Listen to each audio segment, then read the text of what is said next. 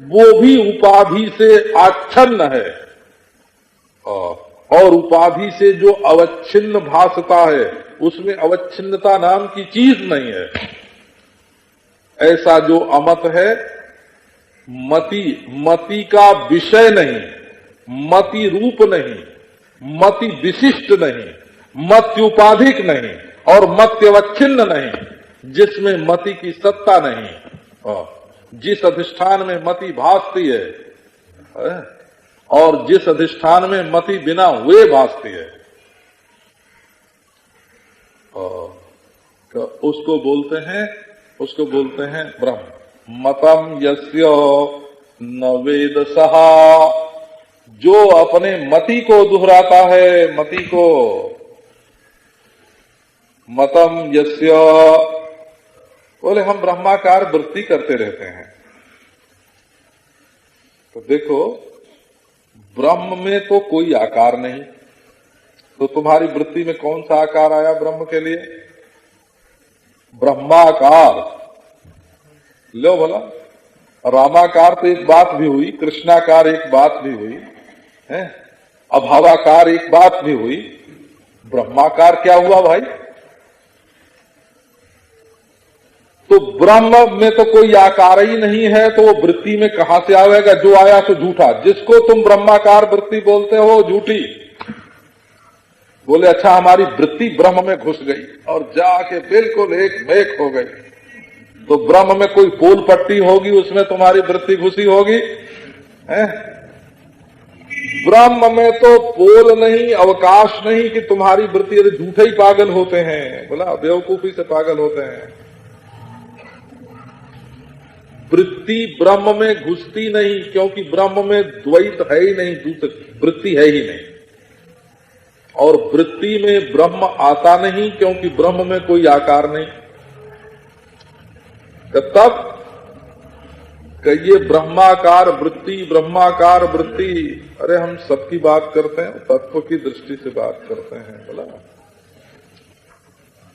ये कोई बुद्धि के सोने का नाम ब्रह्म ज्ञान नहीं है, समाधि का नाम ब्रह्म ज्ञान नहीं है, और बुद्धि के आकार विशेष से युक्त होने का नाम ब्रह्म ज्ञान नहीं है। अपने स्वरूप में बुद्धि नाम की कोई वस्तु ही नहीं है। तुम अपना कर्तृत्व तो छोड़ते नहीं, बुद्धि का अस्तित्व तो छोड़ते नहीं, बुद्धि का अस्तित्व तो छोड़ते नहीं और अपना कर्तृत्व छोड़ते नहीं, और बोलते हैं ब्रह्माकार वृत्ति का बोझ है। एक भगत जी थे, बड़े अच्छे, बोला उनकी भक्ति में कोई संदेह नहीं है, भगवान का नाम लें बड़े प्रेम से, आंख से आंसू गिरे, शरीर में रोमांच हो। अष्ट सात्विक जो है ना, उनके जीवन में आम है। कभी स्तंभ हो जाए, कभी मूर्छा हो जाए, कभी अश्रु हो, कभी वैवर्ग हो, कभी प्रलय हो।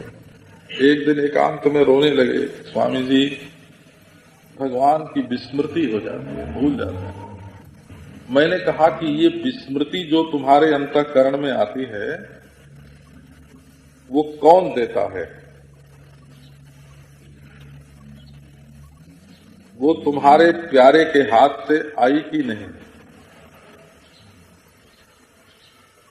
बोले आई आई आई, उसी ने दी।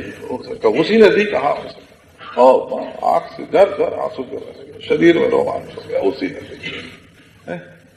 अब भला बताओ, भूल का क्या सवाल है? हम अपनी बेवकूफी आपको बताते हैं। हम पहले साधुओं के पास जाते थे, तो इलायची देते थे साधु अगर प्रसाद में, तो हम उसके छिलके को निकालते नहीं थे, ज्यों के त्यों खाए जाते थे। तो एक बार एक साधु ने पिस्ता दे दिया हो, तो पिस्ते को भी मैंने दांत से कुचला और कोशिश की साधु की दी हुई चीज, बोला उसमें से, उसकी दी हुई चीज में से कुछ फेंकना, ये तो अश्रद्धा की बात होती, अभाव की बात होती। तो वो पिस्ता खाने में हमको कितनी तकलीफ हो रही है, ये बात महात्मा ने देख ली। हमारे आंख में पानी आ गए उसको तोड़ने और निगलने में। हाँ, उसने कहा कि देखो ऐसी गलती मत करो, है ना। छील के खाया करो, इलायची भी छील के खाया करो, पिस्ता भी छील के खाया करो। जो खाने लायक चीज होती है वो प्रसाद होता है। बोला अरे साधु, उनका नाम था, अयोध्या में रहते थे, खूब फटकारा उन्होंने, फिर मैंने छोड़ दिया। घर से भाग के गया था अयोध्या, तो 16 बरस का होऊंगा, 16-17 बरस का जब की बात है। देखो, भक्ति में जब ये सूझता है कि विस्मृति भी भगवान की दी हुई है, मत्तः स्मृतिर ज्ञानम अपोहनंच, स्मृति भी भगवान देते हैं, ज्ञान भी भगवान देते हैं, और विस्मृति और ज्ञान भी भगवान देते हैं। अपोहन का अर्थ है स्मृति और ज्ञान दोनों का नाश। स्मृति देते हैं स्वप्न में, ज्ञान देते हैं जागृत में, और दोनों का अपोहन देते हैं सुषुप्ति में। जागृत, स्वप्न, सुषुप्ति तीनों को वही दे रहे हैं। मत्तः स्मृतिर, मत्तः अहमर्थात्। मत्तः माने तुम्हारे मैं के रूप में जो मैं बैठा हुआ मैं हूं, मैं ही स्वप्न, जागृत, सुषुप्ति को प्रकाशित करने वाला मैं हूं। तो जब ये ज्ञात होता है कि ये भगवान का दिया हुआ है, तो विस्मृति में भी मजा आ जाता है। और जब ये दिखता है कि जागृत, स्वप्न, सुषुप्ति और सुख और दुख और ज्ञान और अज्ञान और जीवन और मरण और आना और जाना और नरक और स्वर्ग सब मेरी ही रोशनी में, मेरी प्रकाश में पूरब और पश्चिम दोनों दिख रहे हैं, ऊपर और नीचे दोनों दिख रहे हैं, बाहर और भीतर मेरी रोशनी में, मेरे प्रकाश में दिख रहे हैं। भूत और भविष्य मेरी रोशनी में दिख रहे हैं, सारा वर्तमान मेरी रोशनी में दिख रहा है। जो कुछ भी दिखता है वो मेरी रोशनी में दिख रहा है। ईश्वर मसाल लेके नहीं आता। ईश्वर अगर दर्शन देने आता है तो मेरी रोशनी में दिखता है, मेरी रोशनी में ईश्वर दिखता है। मैं देखता हूं ईश्वर को, मैं प्रकाशित करता हूं ईश्वर को, मैं प्रकृति को मैं देखता हूं, ईश्वर को मैं देखता हूं, माया को मैं देखता हूं, अज्ञान को मैं देखता हूं, अच्छे बुरे सबको मैं देखता हूं। मेरी रोशनी में प्रकाशित होने वाले, सत्ता प्राप्त करने वाले हैं, मेरी प्रियता से प्रिय बनने वाले का ये मेरे लिए अकिंचित कर हैं। मतम यस्य न वेद सहा, जिसने मति के पेट में ले लिया परमात्मा को, उसने परमात्मा को नहीं जाना। अविज्ञातम विजानताम, विज्ञातम अभिजानताम। जिसने देह, इंद्रिय, मन, बुद्धि, आनंदमय, जागृत, स्वप्न, सुषुप्ति, देश, काल, वस्तु आदि की उपाधि से परमात्मा को जाना, अन्य के रूप में परमात्मा को जाना है, उसका जानने का दावा झूठा है। असल में कि उसने परमात्मा को नहीं जाना। जो जानने वाले हैं उनके लिए परमात्मा कैसा है कि बुद्धि इंद्रियादि के द्वारा अभिज्ञात उनका प्रकाशक है, विजानता, और विज्ञातम अभिजानता। और जो अज्ञानी है वो बुद्धि इंद्रिय आदि की उपाधि से युक्त परमात्मा को जानते हैं। इसलिए जानने वाले का लक्षण यह है कि वो दावा नहीं कर सकता कि मैंने दृश्य के रूप में परमात्मा को जाना, क्योंकि परमात्मा स्वयं अपना आपा है। तो विजानताम अभिज्ञातम बुद्धिन्द्रियाद्य विषयम, जो जानते हैं उनके लिए बुद्धि इंद्रिय आदि का विषय परमात्मा नहीं है, और जो नहीं जानते हैं वो झूठे ही दावा करते हैं कि हमने ये देखा बुद्धि में, बुद्धि की रोशनी में परमात्मा को देखा। अरे परमात्मा की रोशनी में बुद्धि दिखती है कि बुद्धि की रोशनी में परमात्मा दिखता है? तुम्हारी रोशनी में बुद्धि दिख रही है, बुद्धि की रोशनी में तुम नहीं दिख रहे हो। तो ये संसार के जितने बौद्ध प्रत्यय होते हैं उनकी रोशनी में जो लोग परमात्मा को देखने की कोशिश करते हैं उनको केवल दो उपलब्धि होगी। ये बात मैं कई बार आपको सुना चुका हूं कि यंत्र से परमात्मा को ढूंढोगे तो जड़ मिलेगा, और बुद्धि से परमात्मा को ढूंढोगे तो या तो शून्य मिलेगा या बुद्धि के समान क्षणिक मिलेगा। और भावयुक्त बुद्धि से परमात्मा को ढूंढोगे, श्रद्धायुक्त, तो ईश्वर मिलेगा, है ना। और इन सबको कौन देख रहा है ना। प्रत्यक्ष चैतन्य की शोध से यदि परमात्मा को देखोगे तो अद्वय ब्रह्म का साक्षात्कार होगा। तो प्रतिबोध विदितम मतम, अगले मंत्र में ये बात बताई गई है कि असल में परमात्मा का दर्शन करने की युक्ति क्या है। अगले मंत्र में वो युक्ति है, प्रतिबोध विदितम मतम अमृतत्वम ही विंदते, ये युक्ति है। अब ये कल सुनाएंगे आपको।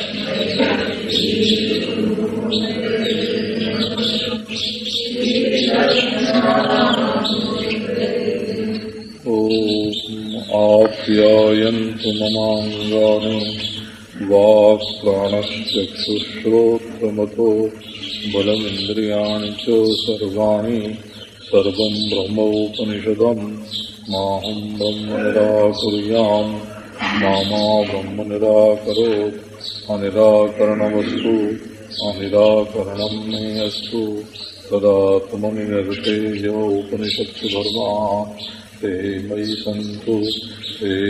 सन्तु ओम शांति शांति शांति। प्रतिबोध विदितम मतम अमृतत्वं हि विन्दते आत्मना विन्दते वीर्यं विद्यया विन्दते मृतम्। ओम बड़े विलक्षण ढंग से कही गई। बोलने में जो विरोध है उस पर जल्दी ध्यान नहीं जाता। बोलने में विरोध क्या है? अभिज्ञातम विजानताम। जो ब्रह्मज्ञानी है उनके लिए तो ब्रह्म अभिज्ञात है, जो अज्ञानी है उनके लिए ब्रह्म विज्ञात है। देखो, ब्रह्मज्ञानी है तो ब्रह्म विज्ञात कैसे, और अज्ञानी है तो ब्रह्म विज्ञात कैसे? ये कहते हैं कि अज्ञानी को तो ब्रह्म विज्ञात है और ब्रह्मज्ञानी को ब्रह्म अभिज्ञात है। बोलने में उल्टा हुआ कि नहीं हुआ? कहते जो जानता है सो तो नहीं जानता है, जो जानता है सो तो ब्रह्म के बारे में ये जानता है कि वो नहीं जाना जाता। जो ब्रह्म को जानता है वो ब्रह्म के बारे में ये जानता है कि वो नहीं जाना जाता, और जो नहीं जानता है वो ब्रह्म के बारे में ये जानता है कि वो जाना जाता है। माने विषयत्व और अविषयत्व ब्रह्म में। जिसने ये कहा है अभी मैं ब्रह्म को देख के आया, तो कहाँ देखा? कि वो पीपल के पेड़ पर। तो ब्रह्म को देख के नहीं आया ना, भूत देख के आया। भूत ही देख के आया ना, ब्रह्म देख के नहीं आया। क्योंकि आंख के घेरे में जो चीज आ गई वो देश काल वस्तु से अपरिच्छिन्न अनंत अविनाशी परिपूर्ण ब्रह्म नहीं हो सकती। कहिए तो ठीक। एक ने कहा कि हमने त्रिकुटी में ब्रह्म देखा है। तो काय से देखा है? मन से देखा है। किसने देखा है? कि मैंने देखा है। कहाँ देखा है? कि त्रिकुटी में देखा है। अब नन्ही सी बिचारी त्रिकुटी और ये क्षण क्षण मरने वाला मन, और इससे तुमने देख लिया ब्रह्म। तो ये झूठा ही हुआ ना, बिल्कुल 16 हुआ ने झूठ हुआ। ब्रह्म न मूलाधार में दिखता है, न हृदय में, न त्रिकुटी में, न मस्तिष्क में, न ब्रह्म रहा है। तो फिर एक ने कहा कि नहीं नहीं, सदाकार वृत्ति करते करते करते करते करते हमने वो देखा चमक। तो ये चमक दमक जो है इसका नाम ब्रह्म नहीं होता। ये बेचारे बावरे लोग बोले कि हम देख के आए हैं, कि कहाँ का हमने समाधि में देखा। तो समाधि में तुमने वृत्तियों का अभाव देखा होगा, बोला वृत्तियों का निरोध देखा होगा।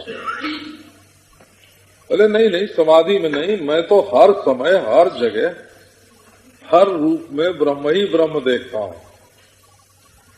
अगर तुम देखने वाले और ब्रह्म देखा जाने वाला, जिसमें देखने वाले और देखा जाने वाले का भेद हो, वो ब्रह्म कैसा है? जरा बात तो सोच समझ के करनी चाहिए।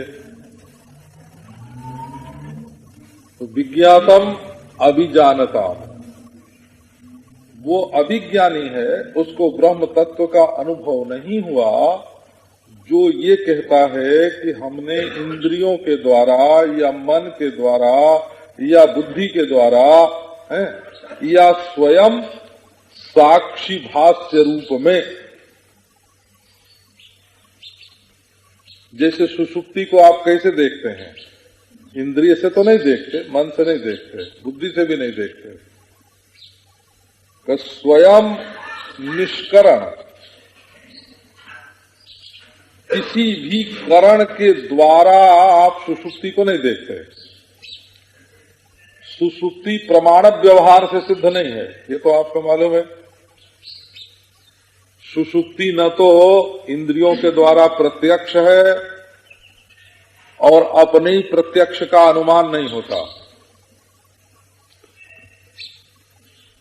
न परोक्ष है कि अनुमान करें। सुषुप्ति न प्रत्यक्ष है कि इंद्रियों से मालूम पड़े, और न परोक्ष है कि अनुमान करें,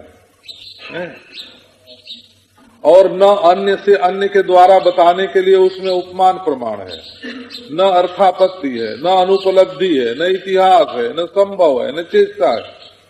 कर भाई, सुषुप्ति होने में कौन प्रमाण है? कि मैं खुद प्रमाण हूं, मैंने देखा। तो सुषुप्ति में प्रमाण प्रमेय का व्यवहार नहीं होता, इसलिए सुषुप्ति को मैं यानी साक्षी स्वयं सुषुप्ति को देखता है। सुषुप्ति साक्षी भाष्य है। तो किसी ने कहा कि हम आंख से ब्रह्म देख के आए, तो भाई तुमने ब्रह्म नहीं देखा, उसको तुमने भाव से ब्रह्म मान लिया होगा। बोले हमने अनुमान से निश्चय किया। तो ऐसा ब्रह्म जिसके लिए अनुमान करना पड़े, माने परोक्ष ही रहे, वो किस काम का ब्रह्म? तो ब्रह्म प्रत्यक्ष अनुमान उपमान अर्थापत्ति अनुपलब्धि है। हाँ, ये नहीं ऐतिह्य संभव चेष्टा आदि प्रमाणों से सिद्ध नहीं है। तो पहले देख आए क्या? तो अभिज्ञातम विज्ञातम अभिजानताम।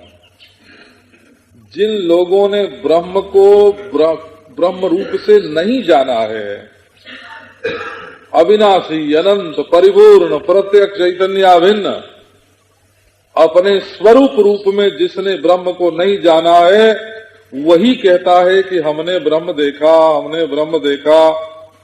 ब्रह्म न जागृत में दिखता, न स्वप्न में, न सुषुप्ति में, न समाधि में, क्योंकि जो सब में देखने वाला है उसी का नाम ब्रह्म है। जो देखने वाला है उसी की परिच्छिन्नता सिद्ध नहीं होती। देखो वो भी ये नहीं कि अपनी अपरिच्छिन्नता हमने जान ली, स्वयं हमने अपने आप को अपरिच्छिन्न जाना। अपनी अपरिच्छिन्नता आपने जानी, तो इसको दार्शनिक दृष्टि से इसको बड़ा दूषित बताते हैं। वो जैसे आग से आग जल गई, स्वयं को जान लिया, कई लोग बोलते हैं ना, तो बावरे लोग जो हैं, भोले लोग, बात को तो समझते नहीं है। स्वयं स्वयं को जान लिया कि जो जाना गया सो जुदा और जिसने जाना सो जुदा, स्वयं स्वयं कोई उलट पलट के नहीं जाना जाता है। तो इसमें न तो अंतर्मुखता का पंथ चलता है, न तो बहिर्मुखता का, न तो इसमें ध्यान चलता है, न समाधि चलती है। और इसमें हमने स्वयं स्वयं को जान लिया कि ये भी नहीं चलता है। तो नारायण तो बोले कि जिसने कहा कि हमने ब्रह्म को देख लिया, देखने वाला मैं और ब्रह्म देखा जाने वाला, बोले नहीं नहीं, अपने रूप में देख लिया। का अपने रूप में देख लिया, तब भी जो देखा गया वो दूसरा। तुमने शीशे में देखा होगा, कुछ परछाई देखी होगी, सच्चे को नहीं देखा होगा, अपनी परछाई देखी होगी। क्योंकि देखने वाले का जो शुद्ध स्वरूप है, तो बोले बस तब तो मैं ही ब्रह्म हूं, का नहीं, ये भी नहीं है ना। बोले ये क्यों नहीं? का इसलिए कि तुमको अपनी अद्वितीयता नहीं दिख रही है, अपनी परिपूर्णता नहीं दिख रही है, अपनी अपरिच्छिन्नता नहीं दिख रही है। ये स्वयं स्वयं करके बहुत बेचारे जो हैं, है ना, हमने स्वयं अपने आप को देख लिया, तो बहुत अच्छा किया।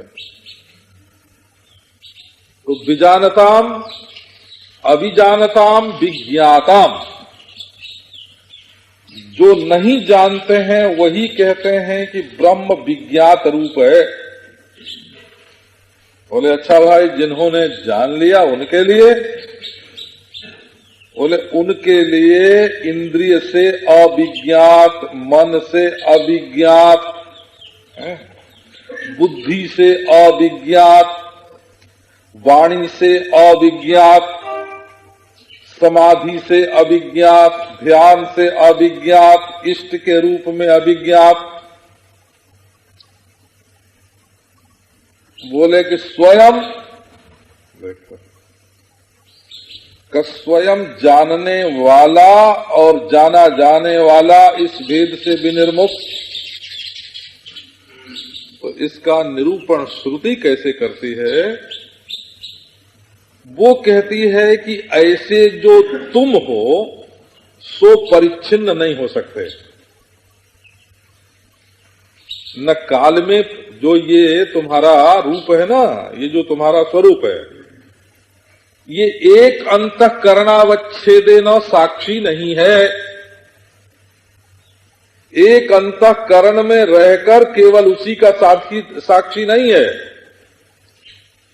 अंतःकरण आत्मा का निवास स्थान नहीं है। देखो, तीन बात ध्यान में रखने की है। आत्मा अंतःकरणावच्छेदेन साक्षी नहीं है, एक बात। और कालावच्छेदेन नित्य नहीं है, और देशावच्छेदेन व्यापक नहीं है। वो अवकाश में रहकर व्याप्त नहीं होता है। अवकाश ब्रह्म में रहता है कि ब्रह्म अवकाश में रहता है? ये देखो, धरती आकाश में रहती है कि आकाश धरती में रहता है? धरती जैसे आकाश में रहती है, वैसे ये पूरब पश्चिम उत्तर दक्षिण ऊपर नीचे, है ना, ये देश ब्रह्म में कल्पित है, ब्रह्म देश में व्यापक नहीं है। जैसे सर्प रज्जु में कल्पित है, रज्जु सर्प में व्यापक नहीं है, क्योंकि सर्प तो है ही नहीं, तो सर्प में रज्जु नहीं रहता है। ये जब कहते हैं ना कि ब्रह्म सर्वत्र है, तो सर्वदेश तो हो गया घड़ा, और उसमें ब्रह्म हो गया पानी, है? बोले ब्रह्म है, सदा ब्रह्म है, सर्वदा ब्रह्म है। तो नारायण उस सर्वदा तो हो गया काल, रात, समझो रात, काल हो गया रात, सर्वदा हो गया रात्रि, और ब्रह्म हो गया अंधकार। यदि ये कहो कि ब्रह्म हमेशा रहता है, तो हमेशा में ब्रह्म रहता है, माने हमेशा आधार हुआ और ब्रह्म आधेय हुआ, हमेशा घड़ा हुआ और ब्रह्म पानी हुआ, हमेशा जो है वो काल हुआ और ब्रह्म एक दिन या एक रात या एक सूरज या एक चंद्रमा हो गया। हमेशा में ब्रह्म नहीं रहता। रज्जू में सर्प के समान ब्रह्म में हमेशा कल्पित है। नारायण सब जगह ब्रह्म नहीं रहता, सब जगह ब्रह्म में कल्पित है। इसलिए नित्यता काल दृष्टि से ब्रह्म में आरोपित है। वो तो अविनश्यत स्वरूप है। और परिपूर्णता जो है वो देश की दृष्टि से ब्रह्म में आरोपित है। और अंतःकरण का जो अवच्छेद है, इस अंतःकरण में रहकर मैं अंतःकरण का साक्षी हूँ। ये अंतःकरण कोई घड़ा और इसमें रहने वाला पानी ऐसा नहीं। जैसे आकाश में धरती, ऐसे आत्मा में अंतःकरण, और एक अंतःकरण नहीं, कोटि कोटि ब्रह्मांडांतर्गत जो अंतःकरण है, ये सब के सब साक्षी आत्मा में भास रहे हैं। प्रत्येक ब्रह्मांड में कोटि कोटि अगणित जीव, अगणित है ना, अगणित जीव, अगणित देवता, अगणित वस्तु, ब्रह्मा विष्णु महेश, प्रत्येक ब्रह्मांड में पृथक पृथक, और अगणित ब्रह्मांड और अगणित ब्रह्मांड जिसके रोमकूप में कल्पित। कहने का अभिप्राय क्या है कि ये लोग जो बोलते हैं ना कि ब्रह्म नित्य है ना, वो काल में जो नित्यता है उसका आरोप ब्रह्म पर करते हैं। जो कहते हैं ब्रह्म पूर्ण है, वो देश की पूर्णता को ब्रह्म में आरोपित करते हैं। और जो बोलते हैं कि इस अंतःकरण में रह करके अंतःकरण का साक्षी है, वो अंतःकरण के द्वारा अपने में परिच्छिन्नता का आरोप करते हैं। तो कहने का अभिप्राय ये हुआ कि यदि साक्षी के द्वारा भी ब्रह्म भासता है तो वो ब्रह्म नहीं है।